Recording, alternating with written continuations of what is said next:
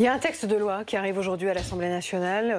On le présente comme une loi anti-pub. C'est porté par un député, Mathieu Orphelin, député écologiste.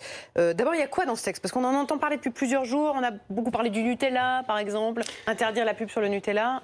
Il y a quoi alors dedans? Il y a des propositions qui viennent directement de la Convention populaire sur le climat, et donc c'est la Commission développement durable de l'Assemblée nationale qui reçoit aujourd'hui cette proposition de loi qui émane d'un député, pas du gouvernement, c'est important. Donc là, l'idée, c'est entre 2022 et 2023, on interdit la pub sur les voitures thermiques et on interdit la pub sur les avions, les compagnies aériennes, et puis aussi de l'électroménager, gros consommateurs d'énergie. Pas de Nutella pour l'instant, ni de produits alimentaires, mais certains vous disent que ça va arriver au cours du débat.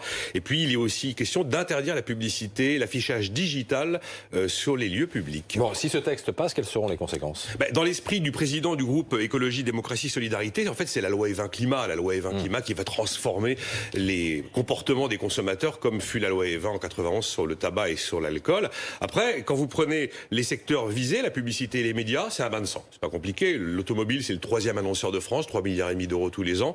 Ça représenterait une perte de revenus pour les médias entre 20 et 30%. Les régies télé, ils laisseraient à peu près 1 milliard d'euros.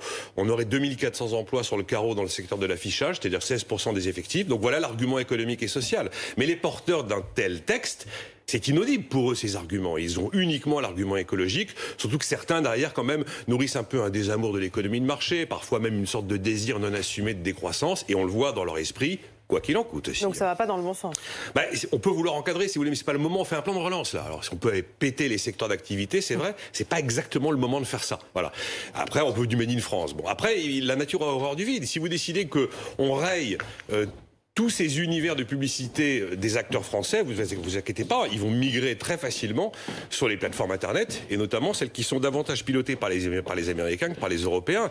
Et puis on est tous d'accord pour dire qu'il faut une société moins émettrice de CO2, mais c'est pas forcément avec des interdictions, pas forcément avec des obligations, pas forcément avec des taxes que l'on y parviendra. Il y a un parfum de pensée unique là-dedans et de bonheur contraint qui est un peu dérangeant. Oui.